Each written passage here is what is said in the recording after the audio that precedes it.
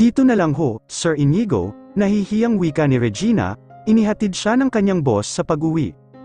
Hindi naman ako papayag, tugon ni Inigo, kinuha nga kita sa office nang walang pasabi, pinaghingahan pa kita ng mga problema ko, maliit na bagay lang ang paghahatid ko sa iyo. Ngumiti si Regina, salamat, sir, ako ang dapat magpasalamat sa iyo, bahagyang gamaan ang pakiramdam ko dahil may napagsabihan ako, salamat sa pakikinig. Walang anuman, sir, sabi ko naman sa inyo na kahit maghapon pa kayong magkwento, makikinig lang ako, tugon ni Regina, thank you for trusting me, sir. Of course, I trust you, Regina, salamat ulit sa pakikinig sa akin, I really appreciate it. Nakangiti pang wika ni Inigo, they smiled at each other, for a moment, Regina was lost in his eyes again, I'll go ahead, Regina, babalik pa ako sa office. Sir, hayaan nyo na kaya akong pumasok, nahihiya ho ako sa mga katrabaho ko. Hindi, sagot ni Inigo, enjoy the rest of the day, you deserve a break, bukas ka na pumasok. May kinuha si Inigo sa bulsa ng suot nito, wallet yun, naglabas siya ng pera at iniaabot iyon kay Regina. Eto, gamitin nyo ng nanay mo, Anito, umiling si Regina, hindi ko ho yan tatanggapin, Sir Inigo, please, ibalik na ninyo yan sa wallet ninyo. Nagbuntong hininga siya, sir, hindi ba itinuturing na ninyo akong kaibigan, o, baka naman feeling ko lang ho iyon, all these years. No, Regina, you're right, I see you as a friend, ikaw nga lang ang napagsabihan ko ng problema ko, that's how comfortable I am with you, tugon ni Inigo. Iyon naman pala, sir, bakit naman ninyo ako sinusuhulan? Natawa si Inigo, anong suhol, aniya, hindi suhol ito. Ang gusto ko lang naman ay i-treat mo ang nanay mo ngayong araw, may masama ba ron? Sinusuhulan ninyo ako, sir, wala naman ho akong hinihinging kapalit sa pakikinig ko sa inyo, gusto ko lang maramdaman ninyo na karamay ninyo ako, na kapag nasasaktan kayo, nasasaktan din ako, ang gusto ko sana palagi kayong nakangiti at masaya. Napangiti si Inigo, Regina, alam mo bang naa-amaze ako sayo? Ho, anang dalaga, kaagad na nakaramdam siya ng pag-iinit ng kanyang mga pisngi. Bakit naman ho, ano naman ang ka-amaze-amaze sa akin? How could you be so vocal with your feelings for me, saad ni Inigo? Feelings, sir, nauutal na wika ng dalaga, oh my. Ganoon na nga yata siya ka-obvious para mahalata ni Inigo na may feelings siya para dito. No, I mean, kung paano ka magpakita sa akin ng concern at pag-aalala, nakangiting paglilinaw ni Inigo. Nakahinga ng maluwag si Regina, oo nga pala. Nakakalimutan na naman niyang wala nga palang mali siya si Inigo sa katawan para sa ibang babae. Nanlaki ang mga mata niya nang bigla na lang siyang yakapin ni Inigo. Thank you, Regina, thank you for everything. Dahan-daang inilapat ni Regina ang kanyang kamay sa likod ni Inigo, hinaplos niya iyon ng marahan, I am always here for you, sir, I hope everything gets better the soonest. She smiled and closed her eyes, ninamnam niya ang sandaling yon. Sir Inigo naman, lalo naman akong nahuhulog sa inyo nito, bakit ba kasi ganito kayo, I don't wanna take pero patawarin sana ako ng Diyos kung sumasaya ako, dahil nakakasama kita at nakakausap, wika ng kanyang isip. Ahem, pasadyang umubo ang ina ni Regina na si Aling Maming mula sa likod niya, mabilis namang nagkalas sa pagkakayakap ang dalawa. Tumikim si Inigo, magandang tanghali ho, Aling Maming, inihatid ko lang ho si Regina, day off niya ho ngayong araw. Day off, nakakunot ang noong wika ng ginang, oh ho, tugon ni Inigo, kinuha nito ang kamay ni Regina at inilagay roon ang perang ibinibigay niya kanina, ayaw yung tanggapin ni Regina, ngunit isinara ni Inigo ng mahigpit ang kanyang kamay, mamasyal ho kayo ngayong araw, ititreat kayo ni Regina. Mamasyal talaga, anak, baling ni Aling Maming sa anak? Oh ho, ma, wika ni Regina at saka pinilit ng ngumiti, naaalala ninyo. Di ba may bagong bukas na restaurant kayong gustong mapuntahan? Kaso mamahalin ang mga pagkain kaya hindi tayo tumuloy pupuntahan ho natin, doon na tayo mananghalian. Napangiti si Inigo, sa kabila ng pagtanggi ni Regina sa bigay niya, alam niyang ikatutuwa ito ng dalaga. Sige, Aling Maming, Regina, kailangan ko nang bumalik sa trabaho, huwag mong isipin ang trabaho ngayong araw, Regina, enjoy the day with your mother, bukas ka na pumasok, saad ni Inigo at saka ito tuluyan ng umalis. Sinundan ni Aling Maming si Inigo nang tingin hanggang sa makasakay na ito ng kotse at makaalis pagkatapos ay ibinaling niya ang atensyon sa anak. Ma, ano ba yang tingin ninyo sa akin, parang gustong magsitayuan ng mga balahibo ko, ani Regina. Bakit ka inihatid ng boss mo? Saan kayo nagpunta? Bakit day off mo ngayon? Bakit kanya inabutan ng pera? Ano ang ginawa ninyo? Sunod-sunod na tanong ng ginang. Ma, anong klaseng tanong yan? Paungot na wika ni Regina. Wala kaming ginawa, Mama, isinama lang ako ni Sir Inigo sa isang lugar na espesyal para sa kanya. At bakit ka naman niya isinama, espesyal na lugar pa kamo? Nakapamiaywang si Aling Maming, makinig ka kasi muna, Ma, tugon ni Regina.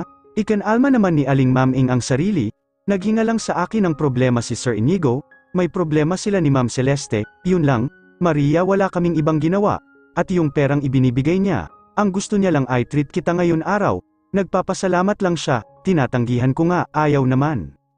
Wala akong pakialam doon sa ibinigay niya sa iyo, ani Aling Maming, ang akin lang. Bakit sa iyo siya nagsasabi ng problema nilang mag-asawa? Hindi nakakatuwang pakinggan. Regina, may asawa yung tao, hindi ka dapat nakikialam sa kanila. Mapapahamak ka riyan sa ginagawa mo. Ma, itinuturing ho akong kaibigan ni Sir. At saka, Ma, boss ko siya, ang hirap naman ho yatang tanggihan siya kahit kausap lang ang gusto niya. Wala naman siyang masamang ginawa. Wala naman kaming masamang ginawa. Hindi naman ako nakikialam, nakinig lang naman ako sa kanya. Sus, Regina, lokohin mo na ang lahat. Huwag lang ako na ina mo, naiiling na wika ni Aling Maming. Napasimangot si Regina, bumagsak ang kanyang mga balikat. Alam nating dalawa na may pagtingin ka sa Inigong yon, alam mong ang ginagawa mo ay para kang lumalapit sa apoy, wika pa ng kanyang ina.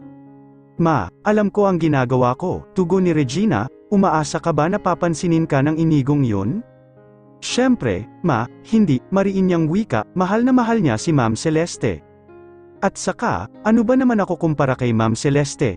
Ni sa talampakan, hindi ko siya mapapantayan, at saka, hindi naman porke may problema sila ay hinihiling ko nang maghiwalay sila. Naniniwala pa rin akong magkakaayos sila, Mama. Ayusin mo lang, Regina, ha, hindi kita pinalaki para lang maging kabit. Ma-protesta ni Regina, ano ba yang sinasabi ninyo, anong kabit, at saka, Ma, hinaan nyo ang boses ninyo, baka may makarinig sa inyo, nakakahiya. Nahihiya ka pala, di itigil mo na ang pagsama roon kay Inigo dahil may asawa na siya. Nakakahiya kung makita ka ng mga nakakakilala sa iyo na sama-sama ka sa isang lalaking kasal na, ang relasyon ninyo ay dapat tumigil sa pagiging boss at empleyado lang, naiintindihan mo ba, Regina? Ani Aling Maming? Napayuko na lang si Regina, ikaw lang ang iniisip ko, ikaw at ang reputasyon mo bilang babae. Ayaw kong dumating ang araw na mapahamak ka dahil nadarang ka sa apoy, habang maaga pa, iwasan mo na si Inigo. Makinig ka sa akin, ako ang nanay mo, alam ko kung ano ang tama at mali para sa iyo. Hindi umimik si Regina, iniwan siya ng ina, pumasok siya sa kanyang kwarto at ibinagsak ang katawan sa kanyang higaan. Naiintindihan niya naman ang kanyang ina, pero paano niya ba iiwasan si Inigo? Nakentento na nga lang siyang tingnan ito, hangaan, at mahalin mula sa malayo. Tanggap niya naman na hindi siya mamahalin ni Inigo, masaya na siyang makita ito at makasama araw-araw, kahit na isa lamang siyang hamak na sekretarya nito, masaya na siya na itinuturing siya nitong kaibigan. I'm sorry, Ma, hindi kita kayang sundin, hindi ko iiwasan si Nicolo, nangako akong magiging palaging nasa tabi niya kapag kailangan niya ako, mahal ko siya at hindi ko siya pababayaan, bahala na. Tanga na akong tanga, sa ganitong paraan lang ako magiging masaya, sa ganitong paraan ko lang maipaparamdam sa kanya ang pagmamahal ko, hindi na mahalaga kung hindi niya ako masiklian, makita ko lang siyang masaya, masaya na rin ako, mahinang wika niya. Ngumiti siya at niyakap ang sarili if only, kagaya ni Regina, malungkot na napangiti si Inigo, pero hindi kagaya ni Celeste si Regina na tahasang nagpapakita sa kanya ng pag-aalala at concern, ate iyon ay dahil hindi naman talaga siya mahal ng kanyang asawa, napabuntong hininga na lamang siya habang nagmamaneho. Sinubukan niyang ipayapa na muna ang kanyang isip, dahil trabaho dahil sa personal na problema niya. Where did you go, kuya, kanina pa kita hinahanap, sabi ng mga empleyado, kasama mo raw si Regina. Saan kayo nagpunta? Nagtatakang tanong ni Ezekiel, sinalubong niya si Inigo nang makita niya ang sasakyan nito. Hindi mo kailangang malaman kung saan tayo nagpunta, tugon ni Inigo. Napakunot ang noo ni Ezekiel, kuya, may hindi ka sinasabi sa amin, ano yun? Let's go back to business, Ezekiel, yes, I have a problem, pero ayaw kong maapektuhan ang kumpanya. Kung nag-aalala ka pa rin sa akin, I am okay.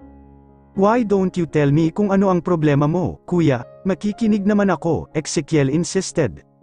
Ezekiel, ayoko ng pag-usapan, please. Tumango si Ezekiel. Next time na gusto mong uminom kasama ako, sabihan mo ako ng maaga. Kuya, wika niya pa. Na-late ako. Natatawang napakamot ito sa batok.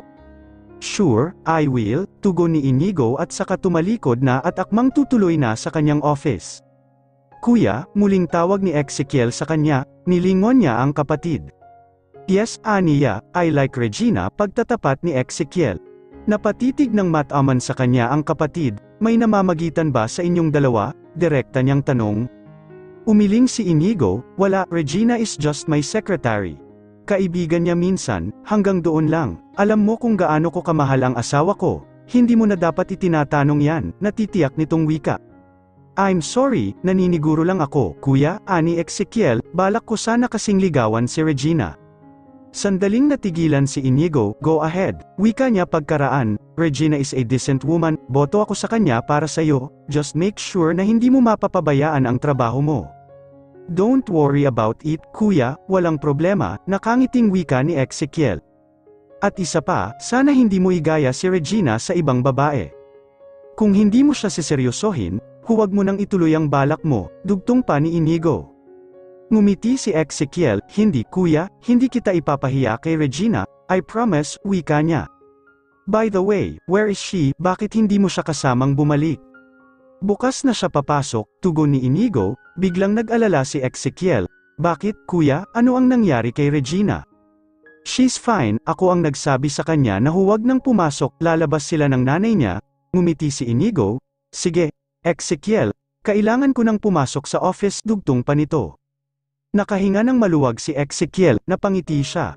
Magkaiba sila ng ugali ng kanyang kuya Inigo, lalo na pagdating sa mga babae, nakailang girlfriend na siya, at kung makapagpalit siya ng girlfriend, ay parang nagpapalit lang siya ng damit. Hindi niya naman tipo noon si Regina, pero hindi nagtagal ay napahanga siya rito, ang mga katangian ni Regina na hindi niya gusto noon, ay ang mga katangiang nagustuhan niya rito ngayon. Lalo na ang pagiging simple nito, malayong-malayo ito sa kanyang mga naging ex-girlfriend, si Regina ang tipo ng babaeng sineseryoso at dinadala sa harap ng altar. Ngayon ay buo na ang loob niyang ligawan ito, kinabahan siya kahapon nang malaman niyang isinama ng kanyang kuya si Regina sa kung saan, pero kung sinabi ng kanyang kuya na walang namamagitan sa kanila ni Regina, paniniwalaan niya ito, malihim ang kanyang kuya, pero hindi ito sinungaling, at mas lalo pa siyang natuwa nang sabihin ng kanyang kuya Inigo na boto ito kay Regina para sa kanya. Kapag sinagot siya ni Regina, ipinapangako niyang hindi na siya titingin pa sa ibang mga babae. Naging mahaba ang hapon na yun para kay Inigo, gusto niyang hilahin ang kamay ng orasan para makauwi na at makita ang asawa, pagkatapos ng kanyang mga gawain ay kaagad siyang umuwi. Bago pumasok ng kanilang bahay ay huminga muna si Inigo ng malalim, bawat pag-uwi niya ay umaasa siyang okay na ulit ang lahat, lagi siyang nagkukunwari na parang walang nangyari. Nakita niya si Celeste sa paborito nitong parte ng kanilang bahay, sa kusina, nagluluto ito, niyakap niya ito, batok nito, kaagad namang pumalag si Celeste at pinukol siya ng matalim na tingin, I'm busy, see, Anito.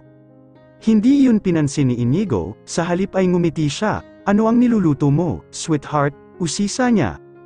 Nagbuntong hininga si Celeste, na-miss ko lang magluto, siya nga pala, hindi ako papasok bukas, liliban muna ako ng 1 hanggang 2 linggo, nanlaki ang mga mata ni Inigo, talaga, sweetheart, wow, that's nice, gusto mo bang hindi na rin muna ako pumasok bukas, buti naman naisipan mong mag-take ng break, sa saya ay yayakapin niya sanang muli ang asawa ngunit umiwas ito. Aasikasuhin ko ang divorce papers natin, matabang na tugon ni Celeste. Napaawang ang mga lobby ni Inigo, nagpabook na ako ng flight, I will go to Canada and file for divorce, I hope you'll cooperate, Inigo, I will go for no-fault divorce, it's the best for both of us, para hindi na lumaki pa ang isyo ng paghihiwalay natin, pareho tayong may pangalan at reputasyong pinoprotektahan, I wanna get through this as flawless as we can, huwag mo sana akong pahirapan. Nanatiling nakaawang ang mga lobby ni Inigo, habang nagsimula ng mangilid ang kanyang mga luha. Kung hindi ka makikipagtulungan sa akin, I am willing to give up my reputation, aamin ako sa korte that I am having an affair with another man, dugtong pa ni Celeste. Nanghina ang mga tuhod ni Inigo sa mga naririnig, can we not save us anymore, lumuluhang wika niya.